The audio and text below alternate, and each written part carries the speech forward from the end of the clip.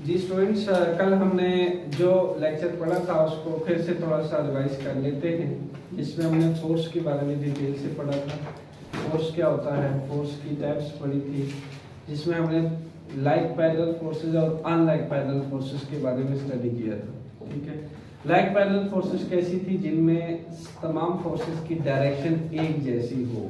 ठीक है, एक जैसे स्ट्रेंथ में अगर तमाम फोर्सेस लग रही हो, एक ही डायरेक्शन में तमाम फोर्सेस लग रही हो, तो हम उसको बोलते हैं लाइक पैरेलल फोर्सेस। यानी जो लाइक का वर्ड है वो लिंक करता है किससे, डायरेक्शन से। अगर डायरेक्शन एक है तो वो लाइक है। ठीक है, लेकिन अगर बहुत सारी फोर्सेस हैं, उनमें से कुछ फोर्सेस की डायरेक्शन अपोजिट है, ठीक है, और कुछ फोर्सेस की डायरेक्शन जो है ये नहीं, एक मिलती जुलती नहीं है, ठीक है, तो हम ये कहेंगे कि ये अनलाइक पैरेलल फोर्सेस है। तो लाइक या अनलाइक का जो वर्ड है वो किससे लिंक करता है, डायरेक्शन से।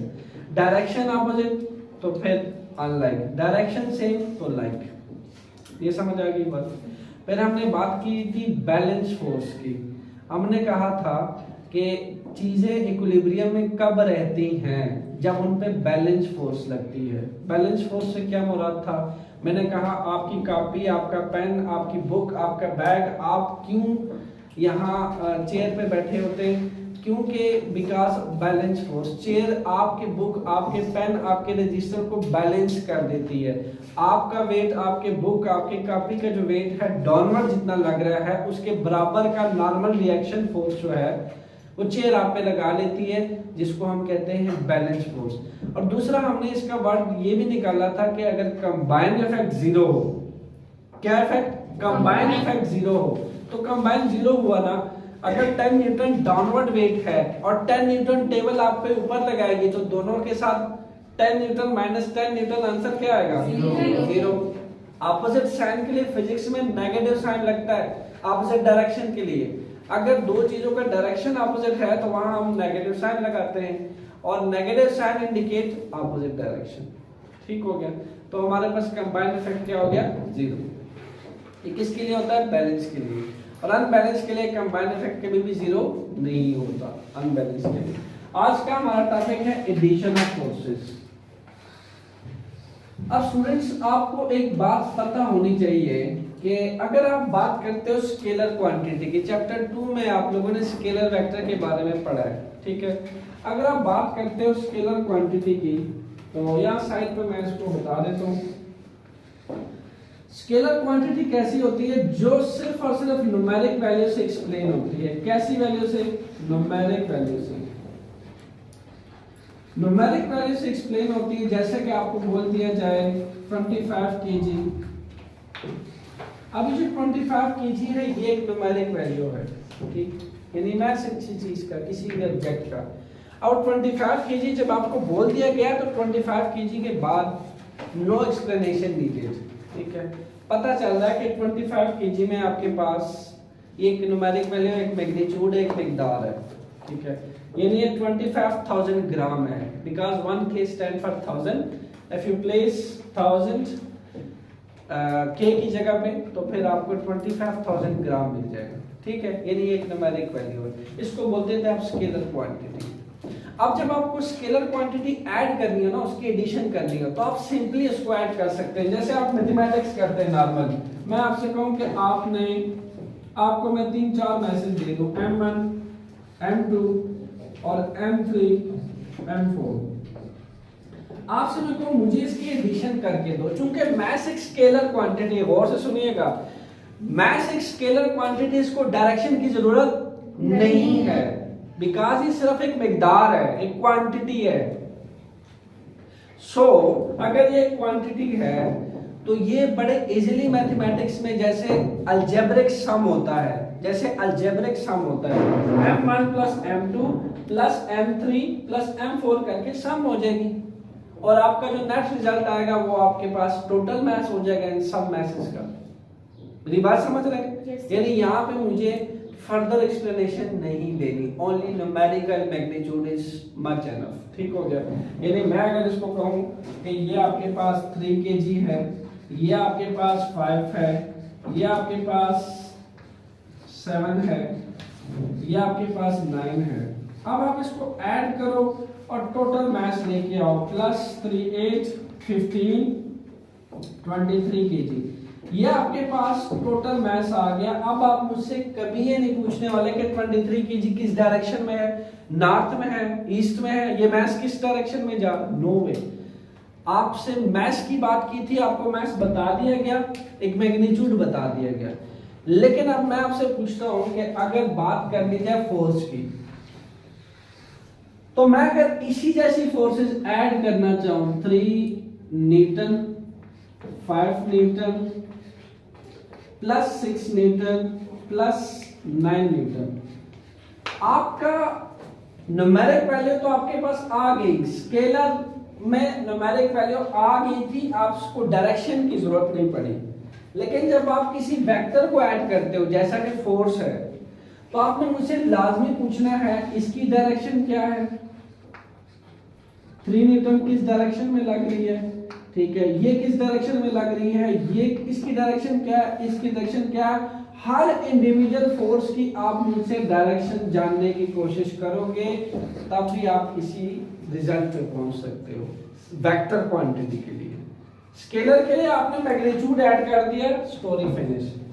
वेक्टर के लिए आपको मैग्नीट्यूड के साथ जो है डायरेक्शन चाहिए, ठीक, ये किस सेंथ में लग रहा है, कहाँ लग रहा है, ठीक है, राइट पे लग रहा है, लेफ्ट पे लग रहा है, अप की तरफ लग रहा है, डाउनवर्ड लग रहा है, फोर्स की डायरेक्शन क्या है। तो फिर हम जो है आप कह लें कि टोटल रिजल्ट मिलेगा। इस बात का मतलब ये कि फोर्सेस की एडिशंस के लिए हमें डायरेक्शन रिक्वायर्ड होती है। वेक्टर क्वांटिटीज को ऐड करने के लिए हमें डायरेक्शन रिक्वायर्ड होती है, हम प्रॉपर डायरेक्शन से उसको ऐड करते हैं। समझ आ गई ये बात। अब नेक्स्ट मूव करते हैं। अब आपके टेक्स्ट बुक में एक डायग्राम बनाई गई है, वो जस्ट फॉर एग्जांपल आपके पास एक कार है, ठीक है, फॉर एग्जांपल आपके पास एक कार है, ठीक है, एक बॉडी है जिस पे फॉर एग्जांपल एक फोर्स लग रही है, ठीक है, एक फोर्स लग रही है, इसको आप बोलते हैं F1। इसी हिसाब से एक दूसरी फोर्स लग रही है इस पे F2। अब अगर आप देखें तो दोनों फोर्सेस किस डायरेक्शन में लग रही है, राइट डायरेक्शन में, ठीक है, यानी अगर इस तरफ से देखा जाए तो दोनों डायरेक्शन राइट पे लग रही है, F1 भी यहाँ लग रही है, F2 भी यहाँ लग रही है। तो हमारे पास अगर हम कार्टेशियनली देखें तो ये आपका +x है, ये -x है, ये +y है, ये -y है, यानी ये दोनों फोर्सेस +x की तरफ लग रही है, बॉडी भी किसी तरफ मूव करेगी, +x की तरफ। तो मैं क्या लिखूंगा, F1 लग रही है 3 न्यूटन, फॉर एग्जांपल ये लग रही है 4 न्यूटन। तो मेरे पास जो टोटल आएगा तो मैं बोलूंगा 4 + 3 7 न्यूटन टुवर्ड राइट। इसको मैं लिख सकता हूँ 7 न्यूटन टुवर्ड राइट, या लिख सकता हूँ 7 न्यूटन अलोंग या टुवर्ड +x, ठीक है, कार्टेशियंस के हिसाब से आप इसको कह सकते हैं 7 न्यूटन टुवर्ड +x या 7 न्यूटन टुवर्ड राइट। अब इनकी डायरेक्शन सेम थी, ये एक ही डायरेक्शन में जा रहे थे। याद रखिएगा जो मेन पॉइंट है एडिशन ऑफ फोर्सेस के अंदर, अगर तो डायरेक्शन सेम है तो आप फोर्सेस को ऐड करेंगे, ठीक है, और अगर डायरेक्शन ऑपोजिट है तो आप फोर्सेस को सब्ट्रैक्ट करेंगे, माइनस करेंगे, ठीक है, मेरी बात समझ आ रही है। यहाँ पे लिख ले अपने साथ, if forces are same, if the direction of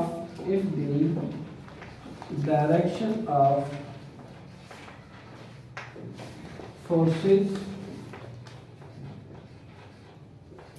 are same, अगर डायरेक्शन सेम है they will be added,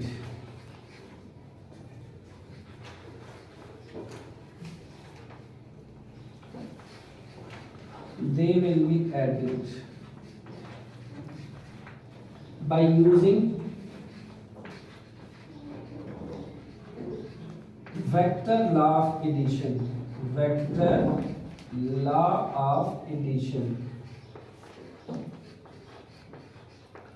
मतलब अगर ये सेम है, अब vector law of addition addition क्या कहता है? सिंपल मैग्नीट्यूड के साथ डायरेक्शन ऐड करना। वेक्टर लॉ ऑफ एडिशन क्या है? मैग्नीट्यूड के साथ डायरेक्शन ऐड करना, वो कहलाता है वेक्टर लॉ ऑफ एडिशन। यहां आपको कुछ नहीं required, only algebraic sum of addition. Scalar quantity में सिर्फ अलजेब्रिक सम चलता है, ठीक है। 2 + 3 + 7 + 9 + 10 + 12 ये अलजेब्रिक सम है, सिंपल, जैसे आप 6 7 में करते आए हो। वेक्टर क्वांटिटी में अलजेब्रिक सम नहीं चलता, वेक्टर क्वांटिटी में डायरेक्शन चलती है। न्यूमेरिकली तो ऐड होती ही होती है, सब्ट्रैक्ट होती है, लेकिन सब्ट्रैक्ट किस बेस पे करोगे? डायरेक्शन के बेस पे, ठीक। अगर डायरेक्शन ऑपोजिट है तो माइनस, अगर डायरेक्शन सेम है तो ऐड, ठीक है। इसलिए यहाँ पे ऐड किस सेंस में मैंने लिखा है? जब डायरेक्शन सेम है, यहाँ डायरेक्शन सेम है। अब सेकंड केस करेंगे जहाँ डायरेक्शन ऑपोजिट लेंगे हम, और डायरेक्शन ऑपोजिट के केस में हमारे पास आ जाएगी कम रिजल्टेंट आएगा। यहाँ पे सेम आ जाएगा, if direction is opposite, if direction is opposite,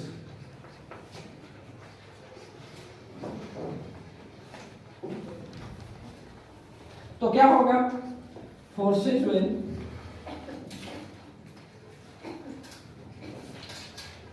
subtract,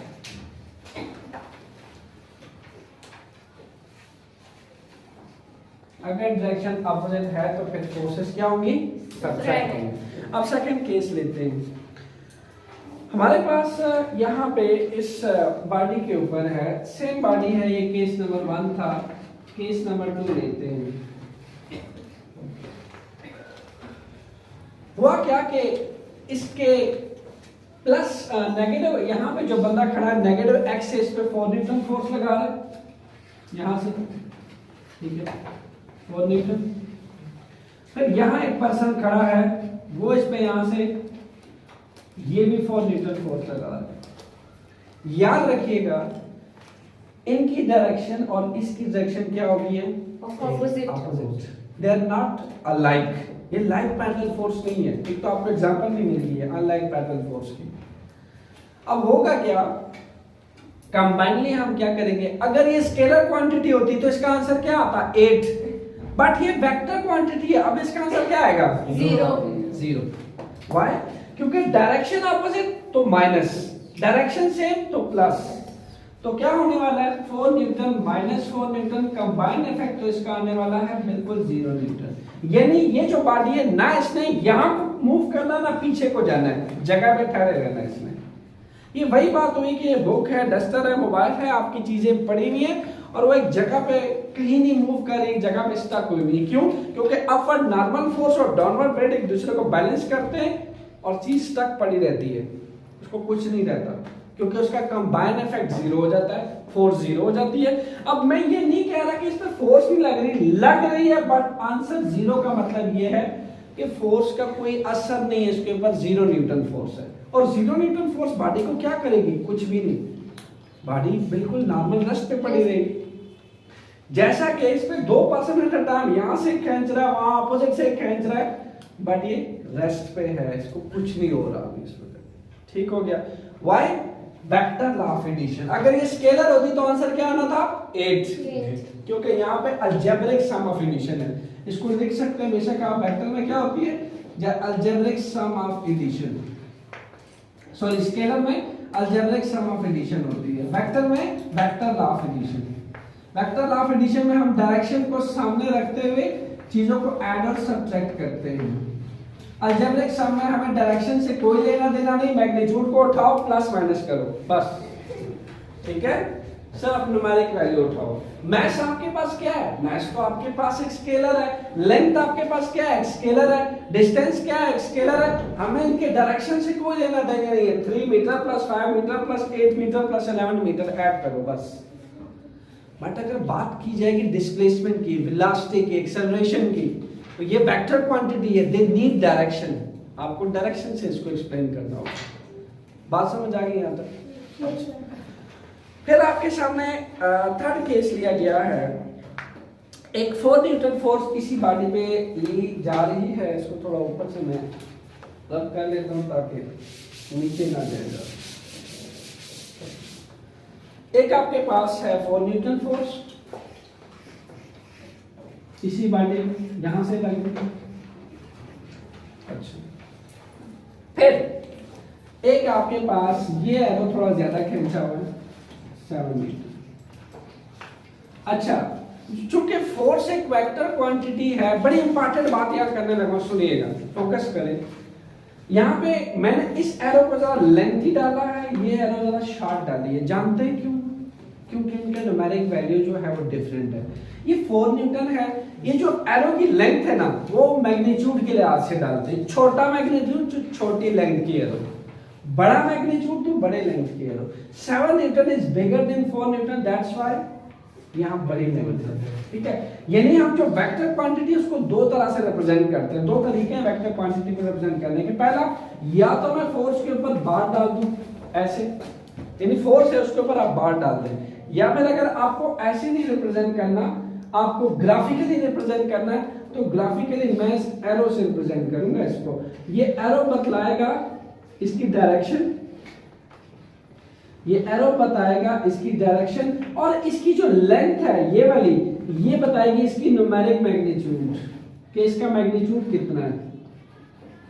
तो ये मैग्नीट्यूड अगर बड़ा होगा तो इसकी लेंथ मैं बड़ी डालूंगा, ये मैग्नीट्यूड छोटा होगा तो इसकी लेंथ छोटी डलेगी। यानी अगर मुझे 1 न्यूटन को एक्सप्रेस करना है तो 1 न्यूटन कितना कैरी करेगा? सिर्फ इतना सा। 2 न्यूटन कितना करेगा? इससे बड़ा। फिर 4 न्यूटन कितना करेगा? इसके दुगना। ये मैग्नीट्यूड बता रहा है, और ये एरो क्या बता रहा है? डायरेक्शन बता रहा है। इस arrow represent direction and the length of the complete path बता रहा है कि इसका मैग्नीट्यूड क्या है, फोर्स का मैग्नीट्यूड क्या है। तो आपके टेक्स्ट बुक में कहीं छोटा एरो नजर आ रहा है, कहीं बड़ा एरो। छोटा एरो का मतलब है स्मॉल मैग्नीट्यूड, लेंथी एरो का मतलब है बिगर मैग्नीट्यूड। यहां फोर्स ज्यादा लग रही है। जैसा कि आप देखो 7 न्यूटन को उसने लेंथी एरो के साथ रिप्रेजेंट किया, तो डेफिनेटली यार 7 न्यूटन इज बिगर किससे?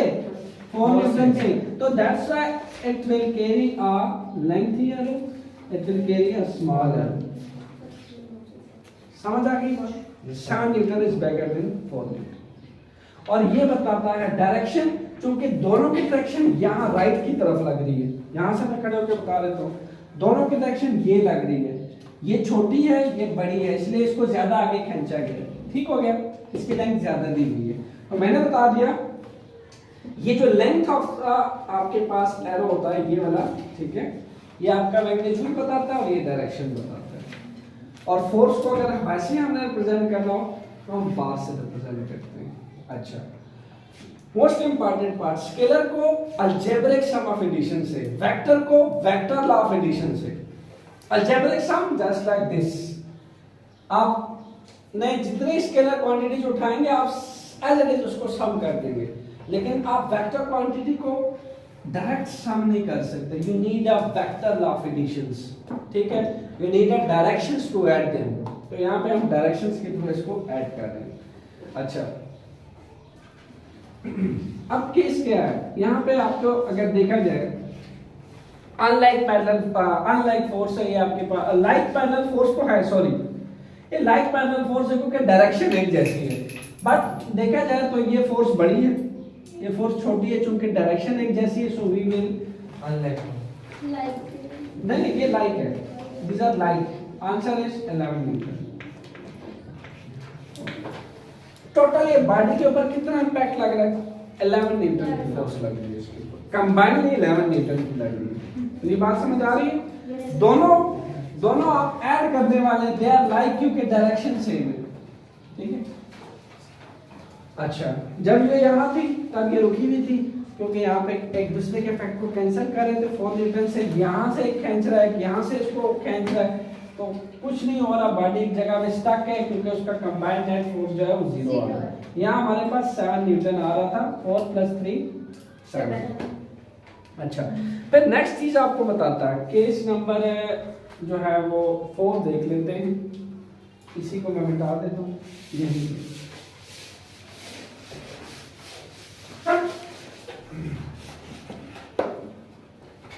वो क्या रहा है कि आपके पास यहाँ पे इसी बॉडी के ऊपर 3 न्यूटन फोर्स यहाँ पे लग रही है। अच्छा, अगर तुम्हें प्लस माइनस समझना हो तो तुम कार्टेशियन सिस्टम से समझ सकते हो। ये जो 3 न्यूटन है वो किसकी तरफ लगेगी? प्लस एक्स की तरफ। तो क्या हुई? प्लस। अच्छा, अब इसी के ऑपोजिट डायरेक्शन पे उसने लगा दी 8 न्यूटन। किसकी तरफ लगा दी? नेगेटिव एक्स की तरफ। साइन क्या आएगा? ये जरा जहन में ले आना, इमेजिनेशन में। और वैसे भी दो फोर्सेस अगर ऑपोजिट है तो कंफर्म माइनस साइन तो बनेगा ही। माइनस अगर सेम है तो प्लस, ऑपोजिट है तो माइनस। याद रखिएगा, unlike like, unlike like, unlike like, ये याद रखिएगा। Like always added, unlike always subtracted. याद रखिए, ये लाइक थी जो इससे पहले मैंने बता दी है, और ये भी लाइक है, ठीक है। ये अनलाइक है और ये आपके पास लाइक है, और ये भी अनलाइक है। Why? Because of change in direction, opposite direction. अब सिंपल तुम क्या करने वाले हो? माइनस, ये बॉडी कितना फोर्स इंपैक्ट करेगा? -8 + 3।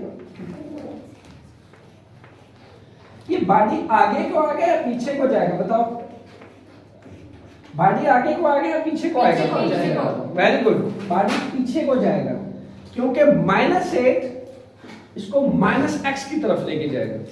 ठीक, ये बॉडी पीछे को जाएगा, और पीछे जब इस पे फोर्स लगेगी वो कितनी बच गई? -5 न्यूटन। क्योंकि देखो, क्योंकि इस -5 में से -3 न्यूटन अगर तुम पीछे माइनस निकाल दो इसमें से, वो तो सीधी सीधी इसके साथ कैंसिल हो रही है। ठीक है, -3 + 3 कैंसिल हो गए, पीछे कितना बचा? -5 बच गया, और -5 इसका कंबाइन इसके ऊपर पीछे को फोर्स लगेगी। अच्छा, जो इसे पिछला केस था उसमें आंसर आपके पास आ रहा था 11 न्यूटन। ठीक जी, इसकी डायरेक्शन डेफिनेटली बैकवर्ड होगी, पीछे को जाएगा। जिस तरफ फाइनल नेट फोर्स आएगी वही उसका फाइनल डायरेक्शन। ये जाहिर है, जो यहाँ से बंदा खींचता बड़ी कमजोर सी फोर्स लगा रहा है इसके ऊपर। जो नेगेटिव एक्स में फोर्स लग रही है वो बड़ी स्ट्रांग फोर्स लग रही है। -5 न्यूटन से ये नेगेटिव एक्स में जाएगा। ठीक, ये उसकी डायरेक्शन होगी। अब खुद सोचो, मैसेज या लेंथ डिस्टेंसेस के लिए हम बात ऐसे नहीं करते। मैंने तुमसे कहा मुझे किसी पेज की लेंथ नाप के दो, तुमने कहा 2 मीटर। इट सीम्स नॉनसेंस कि मैं तुमसे कहूं 2 मीटर किस डायरेक्शन में है, बस तुमने 2 मीटर कह दिया, this answer is much enough. मैंने जान लिया कि 2 मीटर्स का पेज है। 2 kg कह दिया, जान लिया 2000 ग्राम है। बट फोर्स को आप ऐसे कह के नहीं बोल सकते। आप अभी क्लास में आए हैं, मैंने आपसे कहा मैंने अभी 2 न्यूटन की फोर्स लगाई है, आप मुझे डायरेक्ट पूछोगे सर कहाँ लगाई है, किस डायरेक्शन में लगाई है? ठीक है, ये होती है वेक्टर क्वांटिटी। और फोर्सेस को आप अलजेब्रिक सम की तरह ऐड नहीं कर सकते। फोर्सेस को आप वेक्टर लॉ ऑफ एडिशन से ऐड करोगे। वेक्टर लॉ ऑफ एडिशन ये कहता है कि आप डायरेक्शंस को कंसीडर करेंगे और ऐसे करके डायरेक्शंस को ऐड और सब्ट्रैक्ट करेंगे। ठीक, जो सबसे थर्ड केस था जो अभी हमने किया था 4 + 7 वाला, देखो उस पे 4 पीछे को लग रही थी यहाँ, और 7 भी आगे को लग रहा था, ऐसे करके। तो ये बॉडी बड़ा तेजी से फॉरवर्ड एक्सेलरेट होगा, क्योंकि 7 जो पर्सन यहाँ खड़ा है यूं इसको खींच रहा है, तो 4 वाला इतना तेजी से जोर नहीं लगा पाएगा। 7 न्यूटन का वो जो है वो ज्यादा कंबाइंडली उसका रिजल्ट आएगा। तो 4 + 7 जो है 11 न्यूटन। Yes, toward right. तो इसमें नेटली किस तरफ जाना है? टुवर्ड राइट की तरफ। जी स्टूडेंट्स, एनी क्वेश्चन? समझ आ गई यहाँ तक? अच्छा, इसी के अंदर मैं फिर एक नई चीज आपको इंट्रोड्यूस कराने लगा, उसको हम कहते हैं head to tail rule. Position of forces में इसको पढ़ाया जाता है, head to tail rule.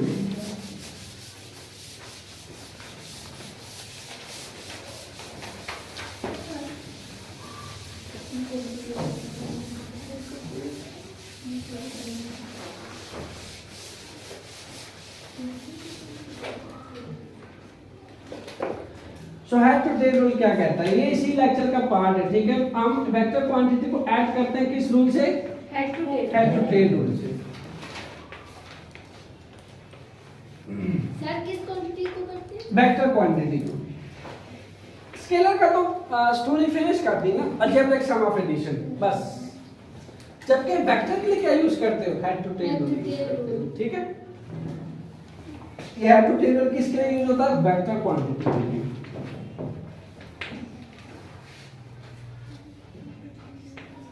Vector quantity के एडिशन ऐड करने के लिए, सब्ट्रैक्ट करने के लिए हमारे पास ये यूज होता है, ठीक है। बाकी आपके कोर्स में मल्टीप्लिकेशन या डिविजन का इतना जिक्र नहीं, उसमें हम नहीं जाते, ठीक है। अच्छा, ये नाम से आप समझ गए होंगे, हेड किसको कहते हैं, सर को, और टेल किसको कहते हैं, पाव को। अभी आपके सामने मैंने बनाया था, ये एरो है फॉर एग्जांपल, एक जनरलाइज लेते हैं इसको हम, ठीक है। हेड एच, इसको हम टी से रिप्रेजेंट करते हैं। ये जो हेड है, ठीक है, और टेल है, इसके बीच में जो फासला आपको नजर आ रहा है, ये बताता है किसी वेक्टर क्वांटिटी का मैग्नीट्यूड। किसी वेक्टर क्वांटिटी का मैग्नीट्यूड कौन बताता है, हेड और टेल के बीच में जो फासला है। Distance between head and tail represent the magnitude of vector quantity. जाहिर है, अगर आप ग्राफिकली डायरेक्शन बता रहे हैं तो डायरेक्शन के साथ हमने उसका मैग्नीट्यूड बताना है। क्या बताना है, और मैग्नीट्यूड हम किस लिहाज से बताएंगे, हेड से टेल के दरमियान जो ये फासला है, इसके थ्रू हम मैग्नीट्यूड बताएंगे। समझ आ रही बात? तो ये रहा मैग्नीट्यूड ऑफ वेक्टर क्वांटिटी। कहां से कहां, जहां से टेल शुरू हुआ, जहां पे हेड खत्म हुआ, ये बताता मैग्नीट्यूड ऑफ वेक्टर क्वांटिटी। तो डायरेक्शन कौन बताता है, ये जो हेड के ऊपर आपको एरो नजर आ रहा है, ये बताता है उसकी डायरेक्शन, इस डायरेक्शन में जा रहा है, ये इस डायरेक्शन में जा रहा है, ठीक हो गया। ये बताता है, हेड बताता है डायरेक्शन, ये बताता है डायरेक्शन, और इसके बीच में फासला बताता है magnitude of vector quantity. Sir, head का डायरेक्शन बताता है, तो टेल क्या बताता है? टेल उसका इनिशियल पॉइंट बताता है, ठीक, कि वो शुरू कहां से हुआ था। जाहिर है, फोर्स है, आपने इनिशियली स्टार्ट कहीं से की होगी ना, जो आपका स्टार्टिंग पॉइंट है वो आपका जो है ये टेल बताता है, और जो आपका फाइनल पॉइंट होता है वो हेड बताता है। You can initial point, initial point को आप बोलते हो टेल, ठीक है। इसी तरह ये होता है आपके पास फाइनल पॉइंट। जैसे आपने किसी लेट्स सपोज आपने किसी चीज पे अभी फोर्स लगाई नहीं, वन डिस्टर्ब है, तो टेल पे कितनी फोर्स होगी, 0 न्यूटन। और आपने हेड में जाके लाजमी सी बात है फोर्स लगा चुके हो गया, वो थी 5 न्यूटन। तो टोटल फोर्स आपने कितनी लगाई, 5 - 0 यानी 5 न्यूटन। तो 5 न्यूटन आपका क्या है, न्यूमेरिकल वैल्यू, वेरी गुड, वो आपका मैग्नीट्यूड है। और 5 न्यूटन किस डायरेक्शन में लगेगी, टुवर्ड्स राइट। ये है आपका हेड टू टेल रूल जो है क्या। फर्स्ट ऑफ ऑल जो मैंने रिप्रेजेंटेशन बताई कि हम वेक्टर को रिप्रेजेंट कैसे करते हैं, ये आपके रिप्रेजेंटेशन है। अब इसे एडिशन आपको सिखाता हूं, ऐड कैसे करते हैं, सिंपल ऐड कैसे करते हैं। फॉर एग्जांपल मैंने बताना हो कि 5 newton plus 3 newton equal to 8 newton. अब ये स्केलर तो है नहीं कि मैं 5 newton plus 3 newton equal to 8 newton लिखूं, ये वेक्टर क्वांटिटी है। सो मैं इसको प्रॉपर जो है ना ग्राफिकल एडिशन से ऐड करूंगा। कैसे देखिएगा, मैं इसको जरा डेमोन्स्ट्रेट करने लगा। इसको पहले 5 न्यूटन, जरा बड़ा सा एरो बनेगा क्योंकि 5 न्यूटन जरा बड़ा है 3 न्यूटन से। ये रहा 5 न्यूटन फर्स्ट वेक्टर की, यानी इसको आप ले लें फर्स्ट वेक्टर, इसको ए ले लें, इसको प्लस बी ले लें, और ये इसका रिजल्टेंट ले लें। ये इसका रिजल्ट आ गया, इसको रिजल्टेंट वेक्टर कहते हैं। वेक्टर को वेक्टर में ऐड करो तो रिजल्ट भी एक वेक्टर ही आता है, ये बात याद रखनी है। यानी फोर्स को मैं फोर्स में ऐड करूं तो जो इसका जो कंबाइंड फोर्स आएगी वो भी एक वेक्टर होगी, तो उसको भी मैं ग्राफिकल एडिशन से ऐड करूंगा। हम वेक्टर को स्केलर में कर सकते हैं? नहीं, वेक्टर को आप स्केलर में नहीं ऐड कर सकते, क्योंकि स्केलर सिर्फ न्यूमेरिक वैल्यू जो है अपने पास रखता है। वेक्टर जो है वो न्यूमेरिक वैल्यू तो रखता है बट डायरेक्शन रखता है। तो डायरेक्शन जिस बॉडी में ना हो उसमें डायरेक्शन ऐड नहीं हो सकती। तो वेक्टर कभी स्केलर में ऐड नहीं होता, वेक्टर वेक्टर में ऐड होता है। जी सर स्केलर में सिर्फ एडिशन होती है, सब्ट्रैक्शन नहीं होती?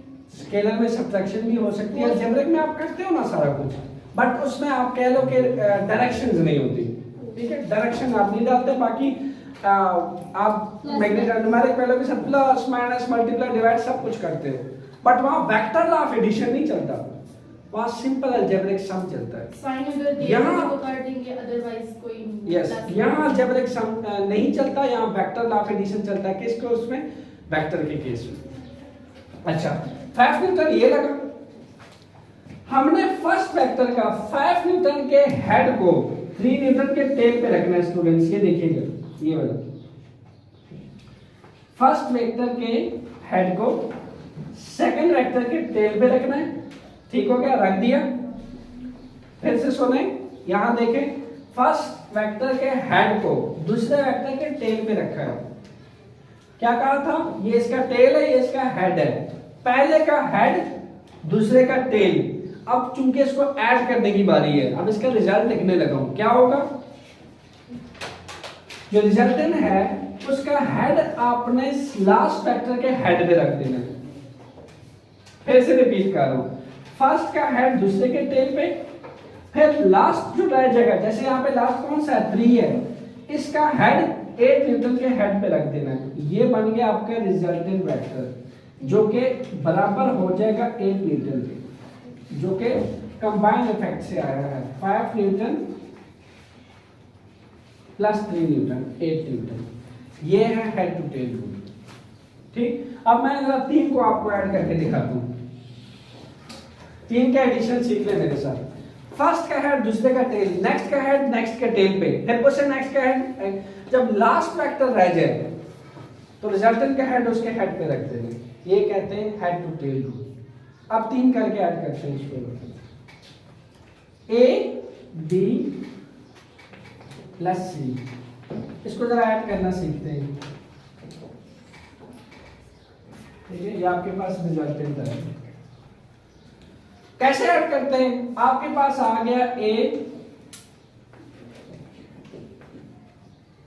बी, मैंने क्या किया है, पहले के हेड को दूसरे के टेल पे रखा, अब बी के हेड को सी के टेल पे रखूंगा, ऐसे तीनों ऐड हो गए, इंडिविजुअली पहले ऐड हो गए। अब मुझे इसका रिजल्ट लिखना है। रिजल्ट कैसे लिखते हैं? रिजल्ट का हेड आखिर वाले वेक्टर के हेड पे रख देना है, ऐसे करके। ठीक, तो ये बराबर होगा a प्लस बी प्लस सी, और ये होगा रिजल्टेंट वेक्टर। ठीक, रिजल्टेंट वेक्टर भी कोई वेक्टर ही होगा, इसलिए उसको भी हम ग्राफिकली एक्सप्लेन करते हैं, ऐसे करके। ठीक, रिजल्टेंट वेक्टर का सिंपल इनिशियल पॉइंट पहले वेक्टर के किस पे रखते हैं? टेल पे, और इसका हेड जो है लास्ट वाले वेक्टर के हेड पे कर देते हैं, सिंपल। फिर से जो आपका रिजल्टेंट वेक्टर है उसका टेल, ठीक है, फर्स्ट वेक्टर के टेल पे रखते हैं, लास्ट वेक्टर के हेड पे रखते हैं, ऐड हो जाता है, बहुत simple. Sir am content towards right, force लगने है इसमें। हाँ, बस समझ लो कि ये इस डायरेक्शन में लग रही है, ये फोर्स है। ठीक है, यहां से आगे किसी का कोई क्वेश्चन हो यहां तक आप कह सकते हैं। जी सर वेक्टर लॉ और इसमें क्या फर्क आ रहा है हेड टू टेल रूल में? हेड टू टेल रूल आपको हेल्प करता है कि आपने वेक्टर लॉ ऑफ एडिशन को यूज करते हुए कैसे फोर्स और एक्स्ट्रा क्वांटिटी को ऐड करना है। ये रूल के तहत आपको एडिशन सिखाता है। ठीक है, और वेक्टर लॉ ऑफ एडिशन भी यही कहता है कि आपने चीजों को ग्राफिकली ऐड करना है। ठीक है, और जो ये रूल है ना, ये हेड को टेल पे रखना, फिर हेड को हेड पे रखना, ये हेड टू टेल रूल बताता है। ठीक है, ये हम हेड टू टेल रूल के तहत ऐड करते हैं। किसी का कोई क्वेश्चन यहाँ तक? पूछें, अगर कोई क्वेश्चन पूछना है। सिंपल स्टार्ट से अभी तक क्या सीखा? अलजेब्रिक सम अगर स्केलर है तो, वेक्टर है no algebraic sum, vector law of addition. Vector law of addition के लिए हमें रूल दे दिया गया कि भाई अगर ठीक है आपको वेक्टर में ऐड करना है चीजों को, तो तुम head to tail rule use करोगे। हेड टू टेल रूल मुझे ये कहता है कि तुम्हारा जो इनिशियल पॉइंट है वहां से तुमने स्टार्ट लेना है, और फर्स्ट वेक्टर के हेड पे दूसरे का टेल, फिर उसके हेड पे अगले का टेल, फिर उसके हेड पे अगले का टेल, जो लास्ट वेक्टर रह जाए उसको कैसे आपने रिजल्टेंट लिखना है, रिजल्टेंट का टेल फर्स्ट के टेल पे रखना है और रिजल्टेंट का हेड लास्ट के हेड पे रख देना है। ये चीज वेक्टर लॉ ऑफ एडिशन से ग्राफिकली ऐड हो जाएगी। ठीक, ये था वेक्टर लॉ ऑफ एडिशन और जिस रूल से हमने ऐड किया इसको हम कहते हैं head to tail. Any question? No sir. Thank you.